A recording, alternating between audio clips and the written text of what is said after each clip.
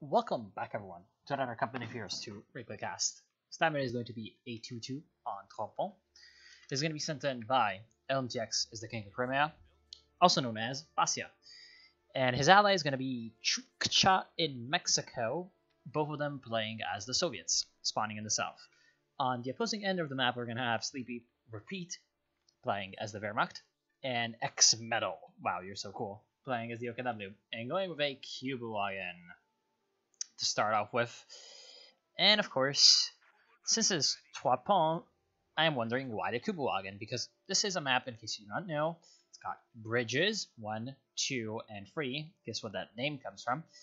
It's got narrow roads, buildings, turns, line of sight blockers. So this Cubewagon is going to have a hard time moving around the map and getting some good spotting done on some enemy units.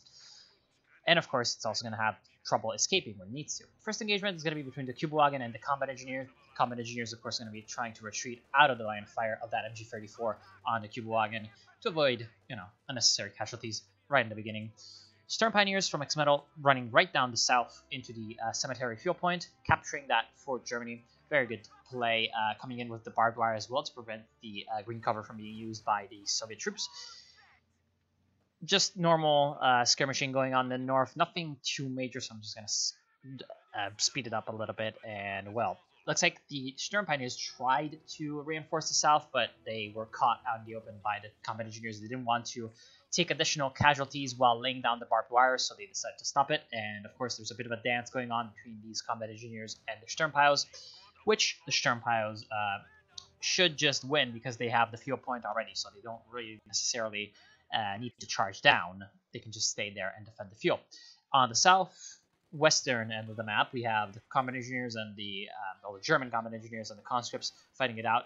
We have a bit of a double team coming in. Vasak with his engineers going to be helping out his ally Chukcha, and he's going to be taking the house right up here to get some extra flanking fire on the MG42.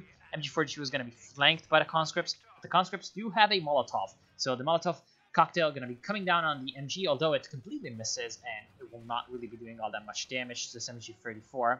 Actually, no, it's in 42.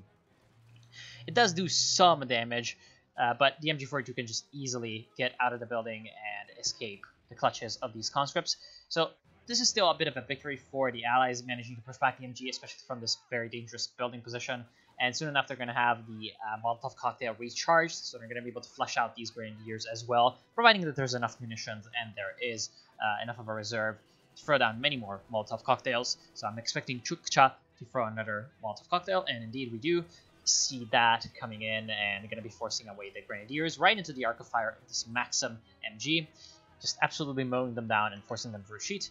The conscripts up here managing to take positions in these buildings, going to be harassed by the MG42 and the mortar, forcing them away. So looks like the left side of the map across the river will be completely in the control of the Allies, whereas the right side will be Axis territory for a while at least.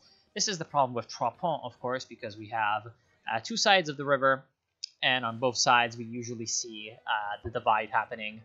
On one side of the river, one of the two teams, and on the other side, the other, and it turns into an artillery war that pretty much no player really wants, because it's going to be just a bit of a RNG-based attrition slugfest. But we'll see if both of these sides can in some way recover from this.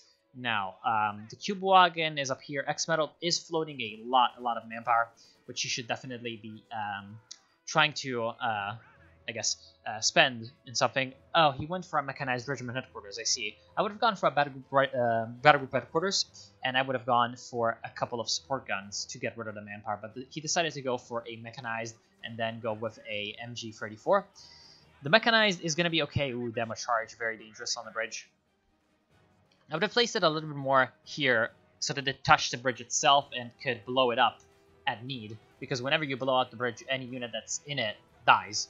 And the Cubewagon is going to be able to escape the clutches of the demo charge, looks like, pretty easily, because, well, conscripts are on the other side of these trees, so they didn't have direct line of sight to the poor demo charge. Yes, so they're going to be building up some sandbags, which is, in my opinion, a decent choice, but clearly this is a problem because he does not have any way of retreating out of there except through this sort of front gate. it's going to be guarded by the Germans. So these conscripts should definitely be trying to retreat as quickly as possible, because the longer they stay here, the lower their HP bar goes, the sort of higher the chances that the Germans will be catching them out with some low HP and managing to wipe them out before they're able to retreat. In fact, the chances seem to be pretty high. There's the Kubelwagen with the MG34 plus the 4 STGs from the Sturmpiles. Very luckily manages to escape entirely because the conscripts decide to take a bit of a smarter path than that. Oh no, they will not escape because of these Volksgrenadiers. Yep, Volksgrenadier managing to get the execution off on those conscripts. Meantime, our Wehrmacht player, Sleep, Eat, Retreat, Repeat. Sleep, Eat, Repeat. Sleep, Eat, Repeat. Repeat that, please. Has decided to go with Luftwaffe Supply Doctrine. Interesting little choice. And a Flame Half-Track, and he's now pushing up the north. With the Flame Half-Track, he's going to be able to easily roast any kind of Soviet units around. Now, Vasa does have an anti-tank gun, which he could try to use to lure the Half-Track into the anti-tank gun, but looks like he will not be able to. Because the half-track is kind of a little bit wiser than that and decides to not get himself overextended. In the meantime, Chukcha is moving up with his shock troops, and this is going to be the end of these Volksgrenadiers. Very good job with that demo charge, getting a wipe. This is exactly what demo charges are for. You need to use them to get wipes because they're 90 munitions. They're not the cheapest possible thing, and especially with their ability to wipe out enemy squads really quickly, they are very, very valuable and used in that role. And in the meantime, on the left side, it looks like another conscript shock troop battle group is going to be advancing towards the Flame Half-Track. Flame Half-Track takes a big 75mm, 76mm shot from Zis-3, and so has to retreat. But at the same time, Chuksha is kind of dividing his forces between the two sides, which is kind of leading to him not being able to micro them both to the same effect as he perhaps would like. In fact, on the left side, he's kind of holding back with his... No, he's not holding back. He's going in. He's going in with the Ura plus the smoke grenade. So he's trying to draw in the fire of the MG42 with his conscripts, I'm guessing, and then coming in with the shock troops and the grenades. Not sure this is going to work. Here comes the artillery barrage from Zis-3. This is definitely going to be flushing out the MG, but what's going to flush out the shock troops is this Flame Half-Track, which has now reached Vet 1 and is getting repaired by the Pioneers.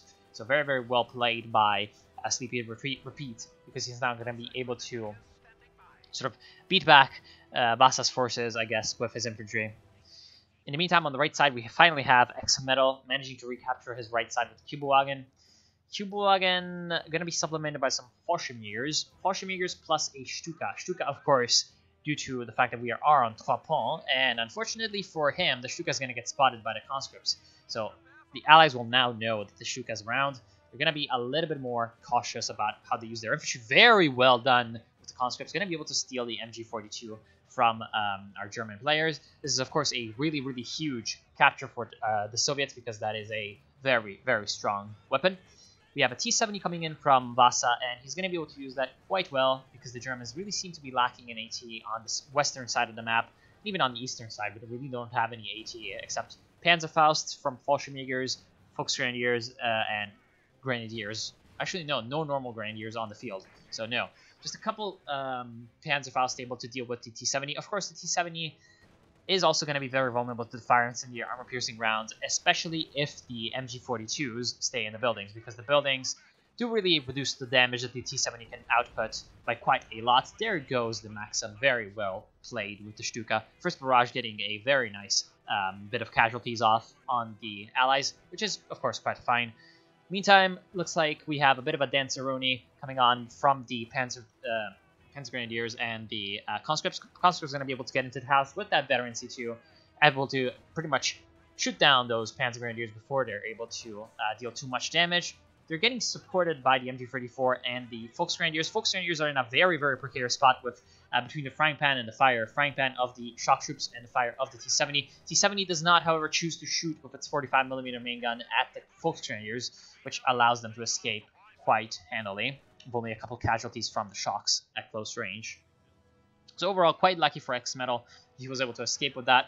The half-track party from the Germans doesn't seem to be doing too much. Of course, there's only a matter of time before the Stuka gets some ridiculous number of kills from a very good barrage. So if I were the Soviets, I would definitely try to hunt down this thing as quickly as possible. Chukcha should definitely be going for a tier 4 at this point, I feel like, because his ally has gone for the tier 3, And since we are on top pawn, not only would I like to see a T34 to hunt down the Stuka, I would also definitely... Oh, well, because the T34 is just pretty good overall. I would also really like to see a Katyusha. Katyusha on the field would definitely help the chances of the Soviets grinding down the Germans into a battle of attrition that they cannot win with the help of the glorious rockets. This poor Sturm Pioneer manages to escape, but we have the T-70 coming in at full speed, rearing into the action and trying to find the target, but they will not be able to get the gun to work just right. The T-70 will be Fausted for its troubles by these poor Fallschirmjägers, because they're getting completely smothered by these poor shock troops. We're now going to be trying to close into the distance, but they're going to get pinned down by the MG-44. On the left side, the Allies still holding control mostly and tenuously over the left side. Problem for them seems to be these Fallschirmjägers. Second Fallschirmjäger squad called in by X-Metal. Of course, that's why he was saving up all that manpower, which is, in my opinion, a bit of an interesting choice. I mean, the Fallschirmjägers can be very, very strong, especially since you can get them quite a bit earlier than some other elite infantry units, like the Obersoldaten for the OKW, of course. But, at the same time, the problem is that they're not quite as effective as the Obersoldaten for their price, especially because they're more expensive than the Obersoldaten, and they cannot upgrade the LMG-44, which is quite devastating to Allied infantry. And of course, they're very, very expensive to reinforce. In the case of something like this happening, in general, don't want to lose any unit, but especially a unit that costs 440 manpower is just a little bit too devastating. Here comes Stuka Barrage, definitely not the best aim possible, but here we have a Stuka, and that's the end of the poor T-70. T-70 could have escaped a little bit earlier, but he wasn't expecting the Stug to come in. Stug mercilessly runs over an engineer and decided that he was just going to go straight ahead and not even stop to aim. So, absolute savage crew on the Stug 3G kind of foreshadows maybe what is going to be happening.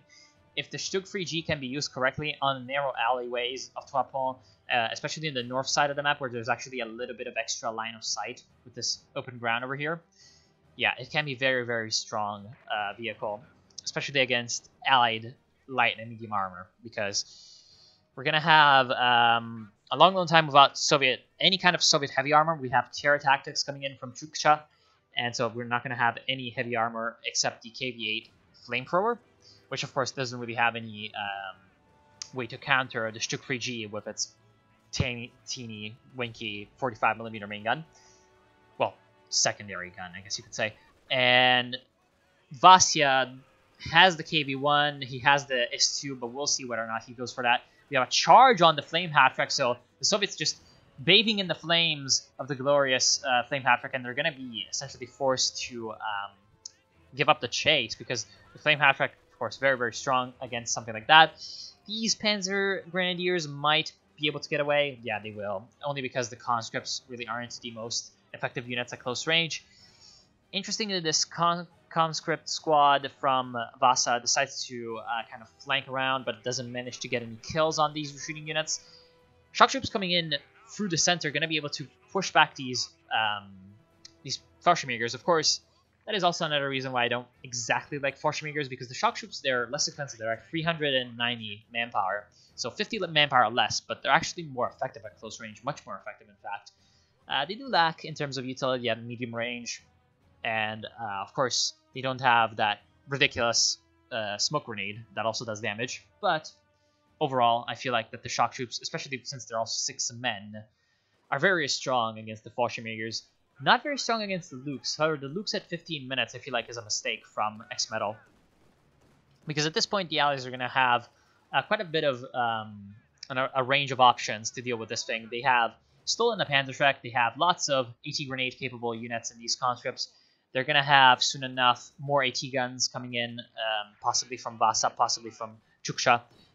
Of course, they're going to have a Tier 4 from Chuksha, and they're going to have the Tier 3 and 4 from Vasa. So the Allies are fully teched up, and the reign of terror of this Lux is likely to be very, very short indeed, as it's going to be forced off its throne, right? Probably like something, maybe a T-34-76 or maybe a Su-85, one of those two things. Looks like the anti-tank gun manages to almost get the last remaining shot needed to kill the half-track. But the Flame Half-Track manages to survive, especially with the help of the Ostwind that Sleep Eat Repeat went for. And now the Stuka also joins into the fray and manages to completely miss that that Conscript squad as it remans the AT gun, starts to lay down some smack on this Ostwind. But here comes a lighter. No, an incendiary bombing run. Right, it's Luftwaffe supply. I was thinking of a light artillery barrage. But incendiary bombing run does kill the AT gun crew, doesn't completely wipe out the conscripts. At the same time, though, the other conscripts are coming in from Chuksha with the Panzerschreck, so forcing away this poor Ostwind. And indeed, this SDKFZ half-track has been getting repaired, but not really a lot. Looks like only now the repair process has started. And indeed, we have a very nice pure propaganda artillery coming in from the Soviets, managing to force these pioneers into the ground, pinning them, and preventing them from repairing enough HP on the half-track so that these conscripts could get into the anti-tank grenade range and get a nice grenade off on it. They might even be able to escape. No, they won't. They will pay with their lives. But that's, I guess, worth it to kill that very, very terrible flame half-track that was terrorizing the Soviets quite heavily. T-34-76 out on the field, but as you can see, very, very strong with the Stug. Sleep Eat Repeat can just simply force the T-34 away, and it's going to be forced into a very, very bad spot. It's going to get away, maybe, if I can use the terrain over here, get around, bust through this wall, and go through the manor area. It's going to be able to escape, but no, it does not do that. It tries to get the short way in. He's going to try to probably smoke grenade with the shock troops. Nope, he will not even try to do that because of the Rakenwerfer. Very nice ambush from the Rakenwerfer. This T-34 could have definitely been used a little bit better. It could have, again, escaped through here, get around, bust through the wall, and use the other wall as a line of sight blocker to get away from, of course, the vices of the Stug. At the same time, we have a KB-1 on the field from Vasa, and he's also going to be bringing in the B4 howitzer. So lots of manpower being spent by him. And we have the hunt coming in on the both the Stuka and the Ostwind, but the Ostwind will be the target, and the Ostwind does indeed probably go down to T-34. Yes, it does. At the same time, the Stug is in trouble with a KB-1 and the T-34 running up against it, and the T-34 might be able to even live through this one. No, it doesn't. The Stug manages to get one last defiant kill on the Soviet armored force before going down. That Stug definitely paid for itself, killed 2 T-34s and the T-70. But now it's going to go down, and of course this means that the Lukes will be a little tiny bit scared of the KB-1. KB-1 going to be Panzerfausted by these Fallschirmjägers, but laughs it off, does not care, and just trudges back towards the Allied lines. These Fallschirmjägers are definitely in trouble, eating a Molotov cocktail and getting surrounded by shock troops, definitely going to go down to their Papasha 41 SMGs. At the same time, we had the B3 howitzer trying to get a shot in on the Panzer II Lukes, getting close enough to do quite a lot of damage along with the AT gun and a AT grenade from Vasa's infantry finished off the light vehicle. Very, very pesky unit. Now not going to be very pesky anymore because it's in the grave. Another Fallschirmjäger squad being called in by X-Metal. I do think that this is at least one or two too many Fallschirmjägers. I mean, he's already lost 2 and now he's already replaced them with 2 more. I mean, you cannot really do the immortal thing with these guys. You can't really replace them forever. As you can see, X-Metal has already essentially run out of manpower reserves. Whereas, for example, Chukcha is floating a ton of manpower. You should probably be using it for something, by the way. For example, 2 MGs and an AT gun, I feel like at this point would be very, very strong for him. Because he... Oh, no, not 4 shock troops. 2 shock troops is fine. 4 shock troops is too many because... Yes, this is kind of a close range map, so the shock troops are very, very strong at that range. But at the same time, 4 squads that are good at close range, you don't need that many. Especially 4 units of elite infantry that are going to be draining your income quite a lot when they reinforce, because as you can see, 32 manpower to reinforce these guys, whereas the conscripts are like 20 to reinforce. So as you can see, much, much worse if you lose a random shock troop guy than if you lose a random conscript guy. Of course, shock troops, pretty much the only infantry in the game to have this body armor. You can't really see it well because of my low textures. This is body armor. So they do have essentially plus 50% resilience. Let's just call it that. It's about 1.5 times as hard to kill a shock troop as it is a normal infantry guy. But that does not mean you need to spam these guys out, because they're going to be dying anyway. And once they do die, they're going to be running your manpower into the dirt. And you don't want to do that, because especially if you're the Soviets, you're kind of relying on the attrition game. You don't want your opponents who are going to have qualitatively superior infantry to be able to sort of reinforce you. You'll always want to be coming back onto the field with full squads, fully healed up, ready to go.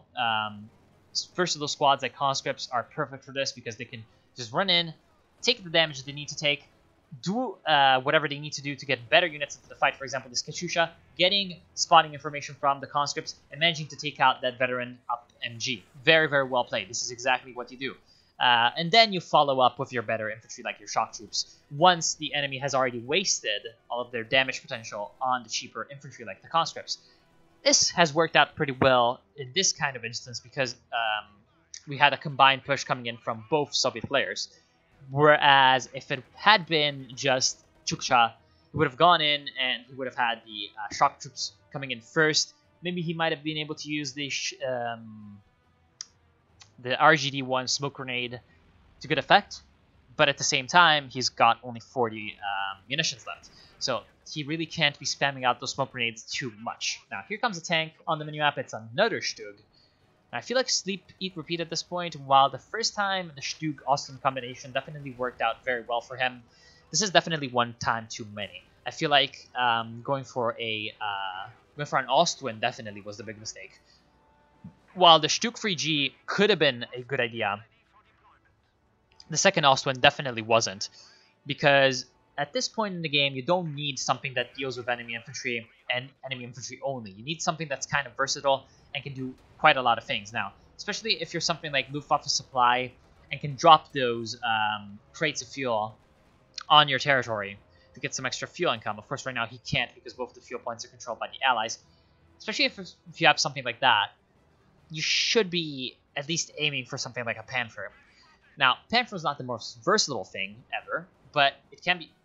Wow, that snipe. So, Rakenver, for revealing itself to snipe at a combat engineer, manages to snipe at the combat engineer. Why didn't the KB just kill the Stug? Stug looks like trying to use the attack round.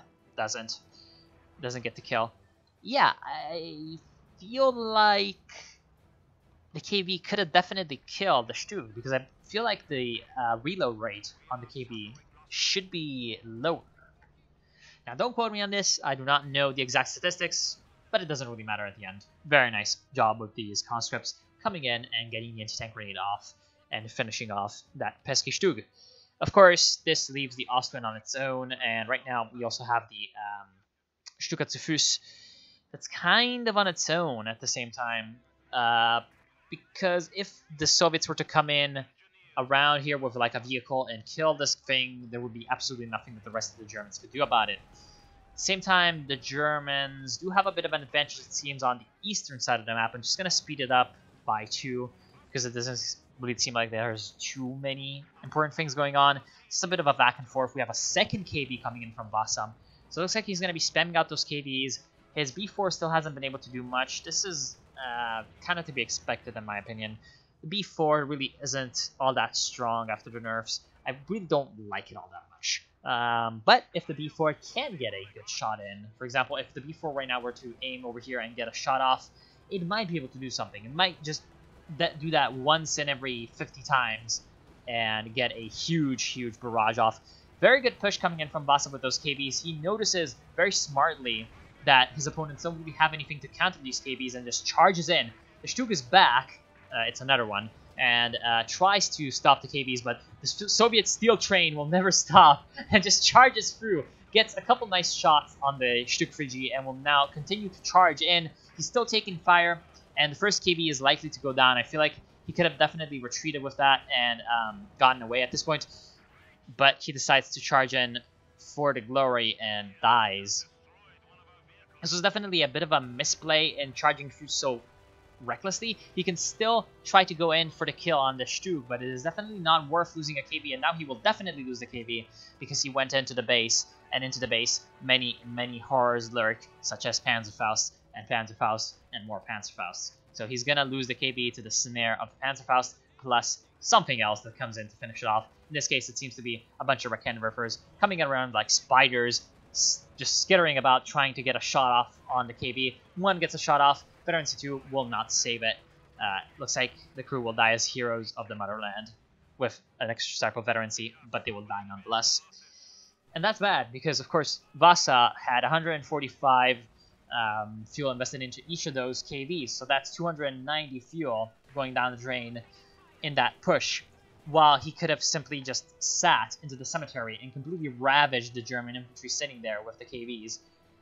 He could have definitely done that, but he decided to charge in after the Stug, and that could have worked had he, after the first KV took, like, first, well, 75% HP damage, when it was down to, like, in the HP bar, something like here, 25%, he could have just stopped with that KB, gone around with the other one, and used that other one to tank the shots, and managed to just sort of charge in. Once the Stug had gone around these trees over here, he could have used the trees essentially as cover for the KB. He could have taken the KB, moved back behind the trees, and then used the other KB to move forward, and then use the other KB to follow up, while the Stug was busy targeting the other Klimen Vorashila Bepu tank.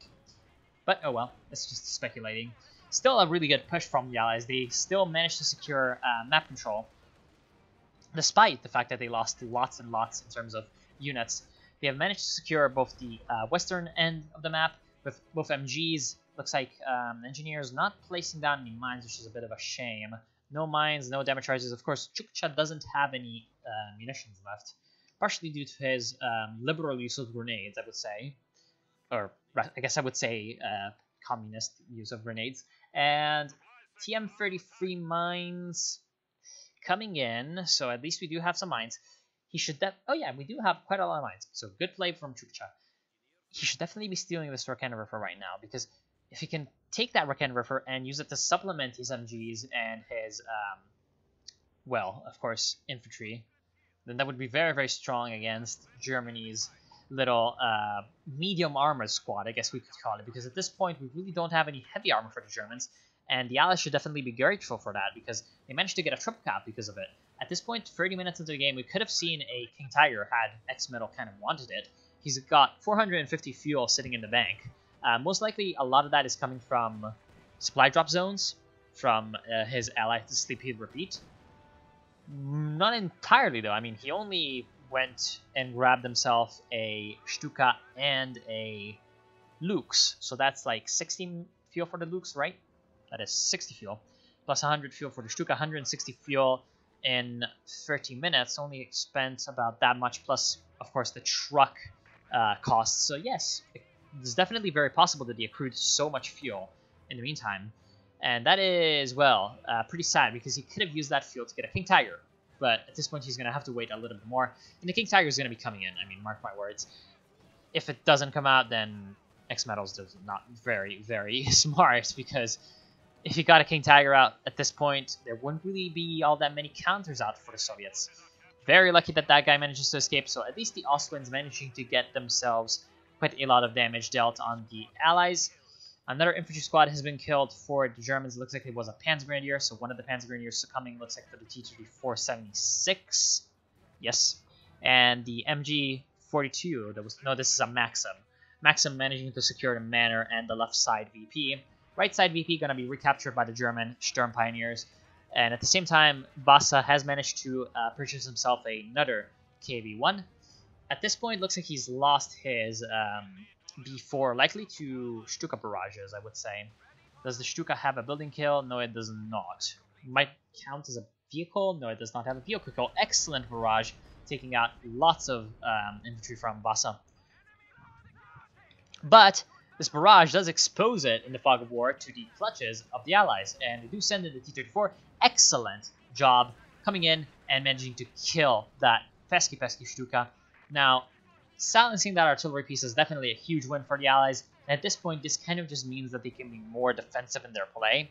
They can wait around until Vasa can rebuild his tank force, and they can wait around until Chukcha can get some reserves for himself. He's about at 100% pop cap. Well, 100%, same thing. And Interesting choice. Second T-34 for him.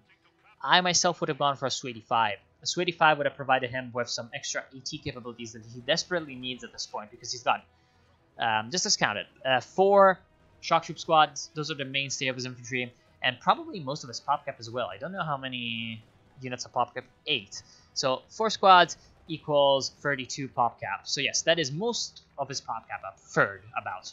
A third of his pop cap invested in shock troops, plus conscripts, engineers, MG, that is more troops that can't really deal with tanks, except, of course, these guys have a Panzer Shrek. So most of these troops can't really deal with tanks in any kind of capacity. Then the T-34, yeah, it can do something to tanks, but it's not really all that strong. And 2 Katyushi definitely doesn't do much to tanks. More shock troops coming in, this time from Vasa. Vasa going for his first squad of shock troops, very, very smartly uses for Motherland.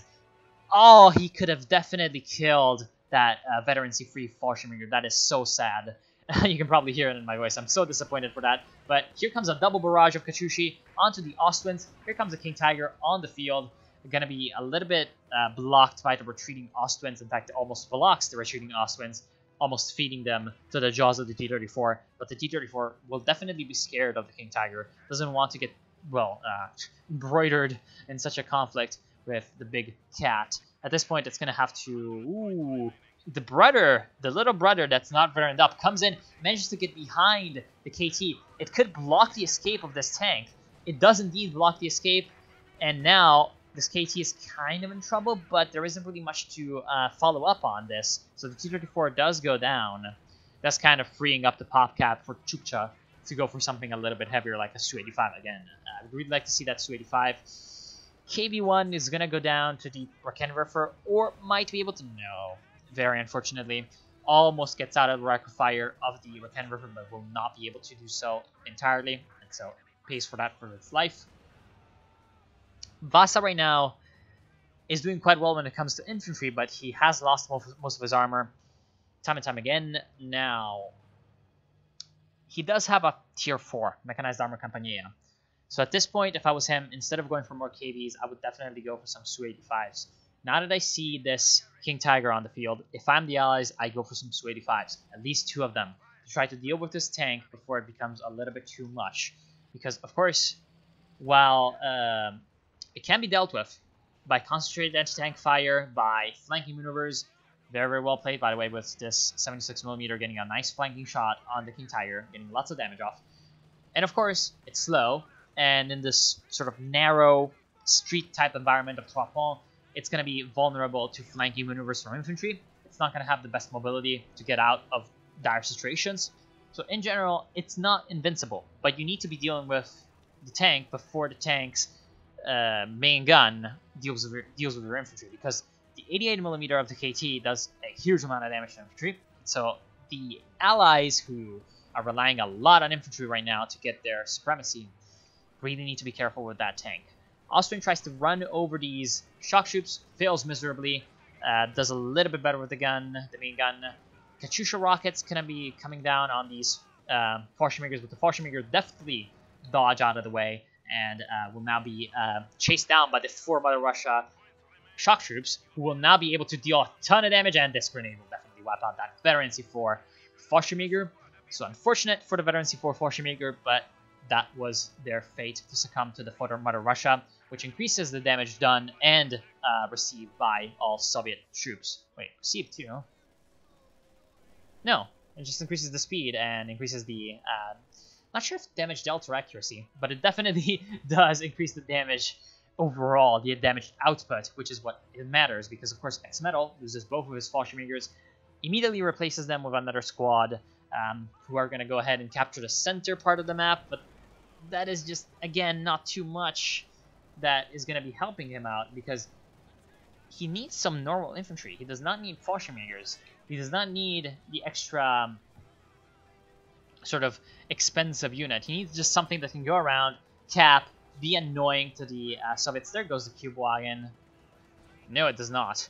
Cube Wagon manages to escape. Grenade on the Panzer Grenadiers almost kills them. Another KV-1 from Vasa will be essentially forced away by the Stugs. Stugs bitch slapping essentially in front of the KV, but this time it will be the turn of the Stug to overextend right into an AT gun. AT-gun getting up to veteran C2, getting the final shots off on this vehicle. Incendiary bombing run from the Luftwaffe supply might jeopardize the crew veterancy by burning them to death. And in fact, Vasa will jeopardize it even further by walking back into the fire when he was safely out of it. Only by the grace of Comrade Stalin seems to escape this situation, and will be able to live to fight another day and reinforce. So very lucky that the AC gun didn't go down. 2 Ostwinds still on the field for Sleepy Repeat. This is definitely going to be the end of him, because these 2 Ostwinds, this is 200 fuel that is useless against the Allied vehicles. It's the only reason why the Allies are sort of getting away with going with spams with T-34s, and finally a Su-85. Looks like the veteran T-34 went down. Mine does the splash damage, 2 for 1, catching, absolutely wrecking the 2 Ostwinds and getting their engines damaged. 2 for 1, exactly why you don't blob up tanks, because whenever a mine hits, that's AoE. That area of effect splash damage can also transfer the snare on the area of effect. It does not only snare the vehicle that hits the mine. So need to be very, very careful with that. Panzerschreck Conscript decides to fight the Tiger. Not the best decision, although it does do a little bit of damage and gets a nice AT grenade off. Of course, getting also some spawning done for the Su-85 assault gun. Assault gun, with the protection, well, or tank destroyer with the protection of the shock troops is going to be extremely difficult for the Germans to deal with, because the Su-85's only weakness really is its, well, I don't know, it does have a lot of weaknesses actually, but the main weakness is the fact that it's completely worthless against infantry, and also it's pretty damn slow whenever you're activating the focus sight. It isn't exactly mobile normally as well, and also it's got, of course, a front-facing gun and no turret. This shock troop should definitely escape, but the Stuka barrage kills a shock troop squad. Right now we're down to 2 shock troops for Chukcha. Oh, that's unfortunate. Last possible shot that might have killed the Tiger doesn't penetrate the front. Of course, Stuka has been rebuilt, and the Su-85 takes a huge amount of fire from the Schwer Panzer Quarters. Schwer Panzer Quarters will eat quite a lot of rockets from the Katyushi. Katyushi should definitely move every time after they fire, because they don't want to get counter-batteried by the Stuka. Of course, right now it isn't a problem because Stuka already fired, but better to be safe than sorry. In fact, we do have the, well, not the Stuka zu Fuß, we have the Stuka zu Luft, Stuka from the air coming in and trying to bomb those Katyushas. Getting out the Fallschirmjäger pair drop, and, well, worthless, because the Fallschirmjäger pair drop really doesn't stand much of a chance even of going up against this conscript squad at long range. So figures dealing with something like the shock troops at close range. The Germans are in control of the right side of the map. They're only down to 45 VPs, so the Allies, I feel like at this point, could be trying to play the VP game as much as possible. It looks like the left has been under their control throughout the game, and it will not be... is that a third Ostwind? Oh god. It will not be contested anytime soon, even though with 3 Ostwinds, you should definitely at least send 1 Ostwind out here just to see what you can do about the MG. Because, I mean, if you have 2 Ostwinds or 3 Ostwinds on the right side of the map, what is really going to be changing from one scenario to the other? I mean, you're going to have a lot of anti-infantry firepower regardless. 2 Ostwinds or 3 doesn't change the whole outcome of the side of the map. It doesn't change the strategic picture at all. Whereas an Ostwind taking out this MG and then letting the, for example, a Panzer Grenadier squad or an engineer coming in and stealing the VP off the Allied hands, that might change the strategic picture quite a bit more, because it might force the Allies to send some more troops to the left side to respond. Right now, it looks like the KBs do come in, but 2 Stugs going to be forcing them to retreat. Stugs going to be chasing them down, and they're going to be encountering a bit of a brick wall when it comes to these conscripts. Brick wall of flesh, of course, but this is definitely very, very effective. Just as effective as at least a normal brick wall, because it is equipped with Panzerschrecks. Panzerschrecks taking out one of the Stugs, and now the King Tiger's in trouble because of the assist-free anti-tank gun, which, of course, doesn't have the best penetration. Looks like a Stuka was down somewhere. Oh, Stuka close air support, bombing run, destroys the AT gun crew. Very, very well played. Austin's trying to get behind the Su-85 might be a very, very risky move because of these conscripts over here. If the conscripts can get a couple of Panzerschreck shots and an AT gun, an AT grenade off, especially with the Stug is going to go down. This is definitely going to be the last moment of the Stug. T-34 also goes down to the rear fire of those 37mm anti-aircraft guns of the Austrians. One of them runs into a mine, and the other one will definitely be cornered by the KBs like a dog and slaughtered for meat. So very, very well played by the KBs. Excellent mine placement from Chukcha, paying off in the end. As you can see, one of these mines had also blown up earlier from this crater, I'm guessing, and he had replaced the mine, so definitely well played by Chukcha, replacing the mines when he could, using the mines as much as he could, and overall just getting himself some nice kills with those. Unfortunate that the Su-85 had to go down, but he's replacing it right now because he had some extra reserves of fuel and manpower, so he can do that quite quickly. Right now the Germans are down to 45 VPs, and the problem also is for them that they've just lost the big engagement. Right now, Sleep and Repeat went from 3 Ostwinds and 2 Stugs to 1 Ostwind and soon enough 1 Stug. Whereas his ally X-Metal went from 3 Fallschirmjägers to 2 Fallschirmjägers just now. And these Fallschirmjägers are also at 0 veterancy.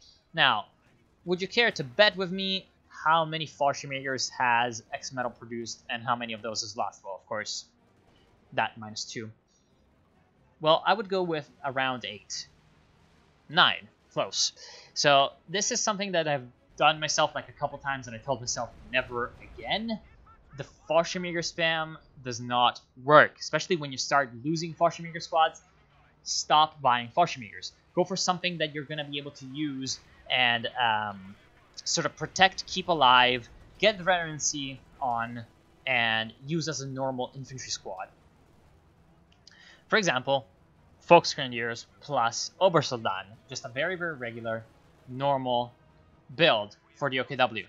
Just get 3 or 4 Volksgrenadiers, get 1 or 2 Obersoldaten, and I guarantee you, you're going to be better off than by trying to constantly go for the Fallschirmjäger spam. And this is also something that I've seen many people try and fail to do. Going with the Fallschirmjäger spam does not work, even though it may seem like, oh, look, I've got my elite infantry. It's like, no. Eventually it's going to go down, because they're only 4 men, and they don't get quite as many bonuses to their defensive stats as the Obersoldaten. Also, for some reason, Fallschirmjägers, because I guess they're a more close-range focused unit, it just seems to die more overall. So you need to be very careful with the Fallschirmjägers. The Fallschirmjägers is a unit, it's not a unit that you spam out and think, oh, I'm just going to use them en masse. And, or even, maybe even not en masse, but like 2 or 3 of them. And I'm going to use them as assault troops or something. No, this is not the kind of unit that you do that with.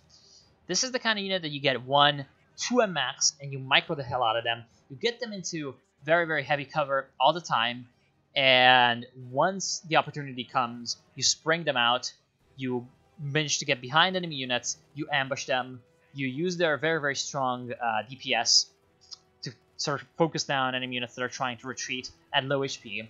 You use them to get, essentially assassinations. You get vetted up with them quite heavily. And then once they get vetted up, they become even stronger. And then, of course, you can expect for them to actually kind of function as a normal unit once they're very, very heavily vetted up. Because it doesn't matter that they're expensive. At that point, they're worth it. Because if they're veterancy 3, 4, 5, the Fallschirmjägers are just death machines. So at that point, you know, paying like 44, 42 something manpower to reinforce 1 Fallschirmjäger, at that point it starts getting pretty worth it. And of course, if you can keep them alive, even better. At that point is when you're using Fallschirmjägers correctly, not when you're spamming them out. Rant over. It seems like the Allies have still got control of their left side, even though the Germans do seem to have established themselves over the center and the right side of the map. The problem with the center and the right side of the map is that, well, the Germans still are insisting on this sort of strategy of like, derp, derp, derp, I have Ostwinds. Like, that's the best way I can describe it. Very well played with these Stukas. Although I feel like 2 Stukas... Yeah, map hack. Are we sure about the map hacks? Cube Wagon had detection on. Yep. Get wrecked by the Cube Wagon. And, well, he's not very happy about that. I mean, okay, fine. That was a very good barrage. I'm not sure about the other ones. Anyway, well played with the Stukas from X-Metal. Just that if he actually had normal infantry and if he had been more aggressive on this left side of the map, I feel like the Allies could be in a worse position than they are. Because right now, it may seem like the Allies are back with their sort of back against their wall. Are forced with their back against the wall, that is their base. But they really aren't, as evidenced by this. Because the Germans really have a very, very terrible build with these Ostwinds, this Stug spam Ostwind nonsense. Only one actual late game unit with the King Tiger, and of course that gets countered pretty quickly by the Su-85s. And their infantry is non-existing because Sleep and Repeat went for Panzer Grenadier-ish spam with some, Pioneers thrown in. So he doesn't have any Grenadiers. Of course, X-Metal doesn't have any Folks Grenadiers, so they just don't have any infantry. They don't have any infantry that can go in, be a damage soaker, get, map control, capture points, harass, get, snares off on vehicles with Panzerfaust, get grenades off. They just don't have any of that. They just have elite infantry that's close range focus, elite infantry that's close range focus, engineers. That's about it. And that's not basically no way to run an army. Because at this point, the Soviets are just kind of brute forcing in with their much more versatile composition. Look at this. These 2 AT guns will just absolutely trash these Stugs. Well, very, very good Stuka bombing strike. But still, it's not going to be enough to save the Stugs because we have the conscripts. We're going to be able to AT grenade them down. Also, the center has been captured by the Soviet infantry while, the Ostwinds were pushing into the base. And now they're going to be completely smashed by the Su-85. And the right side is going to be captured by the conscripts. Guess why? Because there's no infantry. There's no support weapons. There's no backbone to this German force. It's just, oh look, the 4-man Panzer Grenadiers that I have 1 squad of took 2 casualties, so I have to retreat them. Oh look, the 4-man Fallschirmjägers that I have 2 squads of took 3 casualties. I have to retreat them, and now they're dead because the MG42 is strong. Is this an MG42 that's stolen by shock troops? Yes, it is. No, it isn't. It's actually conscripts. But still, because of that, the Soviet infantry, even though it seems like the Soviets may have lost the engagement, were forced back into the base. Oh look, just a couple Soviet units infiltrating through the lines, getting to the points, capturing 1 point and the other point.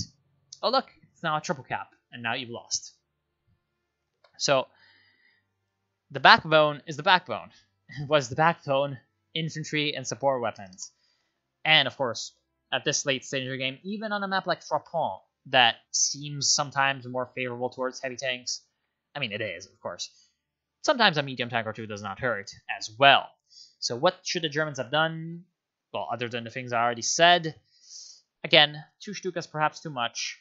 A Panzer IV would have worked out very, very well from either of these players. A Brumbear would have worked out immensely well for Sleepy Repeat. Of course, the problem would have been these Su-85s, so I can kind of see why he did not go for a Brumbear.